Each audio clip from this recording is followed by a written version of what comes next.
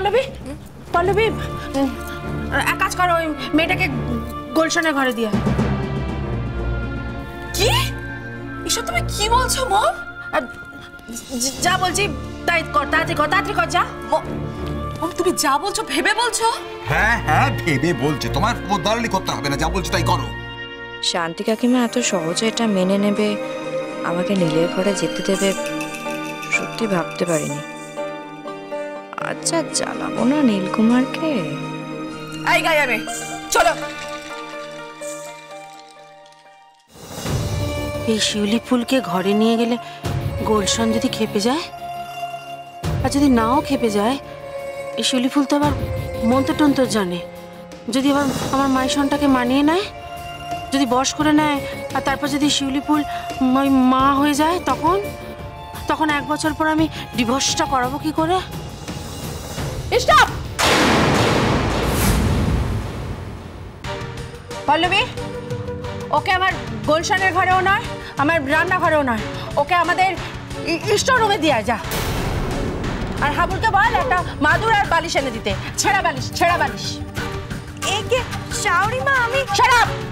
বেশ হয়েছে। আসলে আবার পাখি হতে চায়। কিন্তু আমি বলছিলাম শান্তি, কোনো কিন্তু না, আমি কোনো কথা শুনবো না। শোনো না চানাচুর বুড়ো, তুমি আমার কথা শোনো। তুমি বাড়ির বাইরের ব্যবসাটা চালাবে, সেখানে আমি কোনো কথা বলবো না। তুমি ঘরের ভিতরে কি হবে না হবে সেটা আমি বলবো, তুমি কোনো কথা বলবে না, কেমন?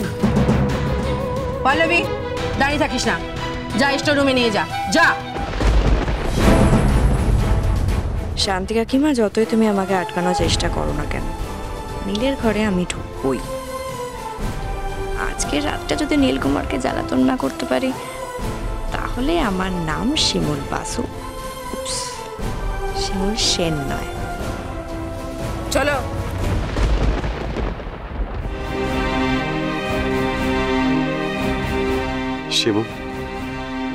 শিমু তুই কোথায়?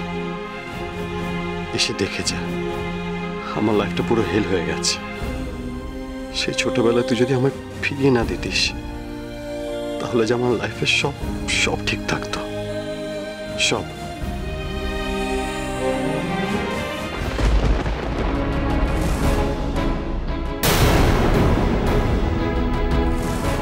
বড় সাহস, তোমার বারণ করা সত্ত্বে আবার খাটটা ফুল দিয়ে সাজিয়েছে। হাবুলদার, কি হয়েছে দাদু ভাই? কি হয়েছে? হাবুলকে ডাকছিস কেন? দেখো ঠাম্মি, দেখো কি করেছে। কি করেছে? এতবার বারণ করা সত্ত্বে খাটটা আবার ফুল সাজিয়েছে আমার। হ্যাঁ, আরে এই কি এতবার বারণ করা সত্ত্বেও তুই খাটটা কেন ফুলে সাজিয়েছিস? বল। মানে নাকি কি বল? মানে তোদের সাহস আশা করতে বল। দাদু ভাই এরকম করিস না, দাদু ভাই এরকম করিস না, এটা নিয়ম দাদু ভাই। নিয়ম কিসের নিয়ম? বিয়ের নিয়ম। বিয়ে? হ্যাঁ। আমি যখন বিয়ে মানি না তখন নিয়ম মানবো কেন? বলতে নেই দাদু ভাই, এতে অমঙ্গল হবে, অলক্ষণ হবে। হ্যাঁ। আমি অমঙ্গল বহু বছর আগে হয়ে গেছে, বহু বছর আগে। কি অমঙ্গলের কথা বলছিস তুই? হ্যাঁ বল। জানি না, আমি কিছু জানি না। আরে এরকম করিস না দাদু ভাই, দাদু ভাই এটা করতে নেই। দাদু ভাই শোন আমার কথা, শোন দাদু ভাই। না এরকম করিস না দাদু ভাই, এরকম করিস না দাদু ভাই করতে নেই। দাদু ভাই 5 মিনিট সময় দিলাম। এই ঘরে সব ফুল সরাবি, একটা ফুলে পাপড়ি দেখতে চাই না আমি। আর যদি থাকে তাহলে তোর কপালে দুঃখ আছে। দাদু ভাই কি বলছিস দাদু ভাই? আমি প্লিজ চলে এখান থেকে, তুমি আমার ঘর থেকে তুমি এক্ষুনি চলে যাও। লোক কিছু বোঝাতে আসবে না, কিছু না, যাও তুমি এখান থেকে। দাদু ভাই আমাকে তুই এত বড় একটা কথা শুনিয়ে দিলি, ঠাম্মিকে এত বড় কথা শুনিয়ে দিলি। হ্যাঁ, আমার কাছে না শুনলে, আমার কাছ থেকে গল্প না শুনলে,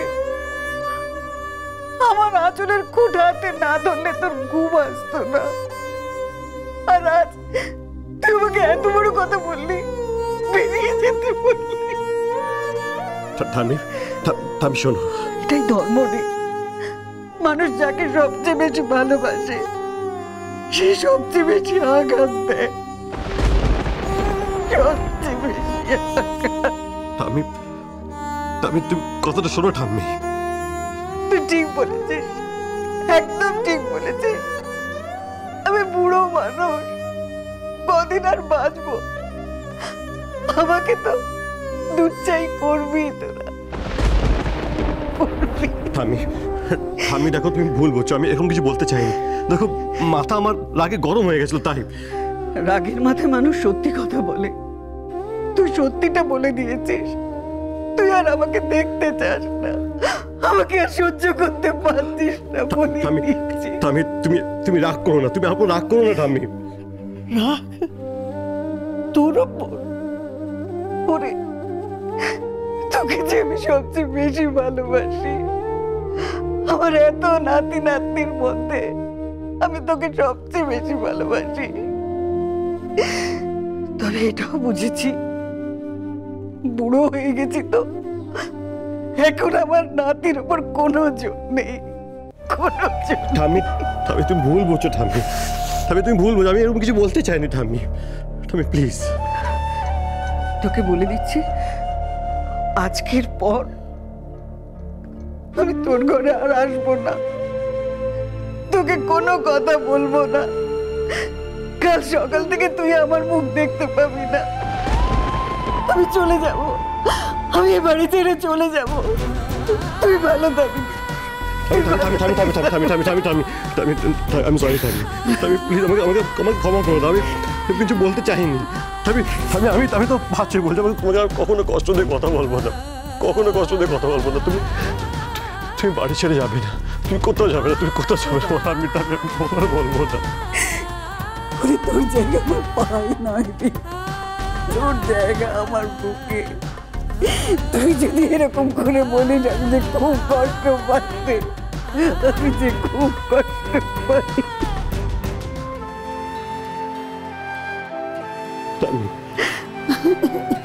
আমার খুব কষ্ট হচ্ছে ঠাম্মি। আমি মিথ্যে বিয়ে, মিথ্যে নিয়ম, মিথ্যে মন্ত্র, মিথ্যে ফুলসজ্জা মেনে নিতে পারছি না ঠাম্মি। কি মিথ্যে বলছিস? এই সব সত্যি? না না ঠাম্মি, না, সব মিথ্যে। আমি নিজের পাশে গায়ে আমি শিউলিটাকে মেনে নিতে পারছি না। দাদু ভাই, ঠাম্মি তোমার মনে হচ্ছে না যে আমার পাশে তোমার দাদু ভাইয়ের পাশে এই শিউলিকে মানাই না? মানানো অনেক দূরের কথা, আমি ভালোবাসি না শিউলিকে, ভালোবাসি না আমি। তোমাকে দেখতে পাচ্ছ না, তোমরা কি কিছুই বোঝো না ঠাম্মি? আমি সব বুঝি, সব বুঝতে পারছি, কিন্তু দেখবি একদিন ওই শিউলি তোর জীবনে আলোয় ভরিয়ে দেবে। তুই আমার কথাটা মিলিয়ে দিস দাদু ভাই। আমি তো এটাই বুঝতে পারছি না, অন্য কোনো মেয়েকে বিয়ে করতে তোমার এত কেন কষ্ট নিল? সেটা কি শুধু এই শিউলি গাইয়া মেয়ে বলে, নাকি অন্য কোনো কারণ? আর তুমি শিউলিকে ভালোবাসো নাই বা কেন? ও গেঁয়ো বলে, নাকি যদি অন্য কোনো স্মার্ট আধুনিকা মেয়ে হতো তাহলে তুমি ওকে ভালোবাসতে, নাকি তাও ভালোবাসতে না?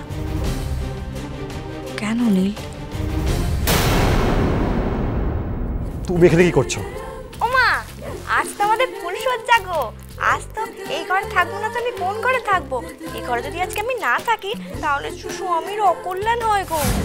লিসেন বাবা, একটা কথা কনফার্ম যে তুমি আর আমি এখানে একসাথে শোবো না, ব্যাস। ওমা, বেশ, তাহলে আপনি বরঞ্চ আমার সঙ্গে ময়লা ঘরে গিয়ে শুনুন। যা এখান থেকে, চলে যাও।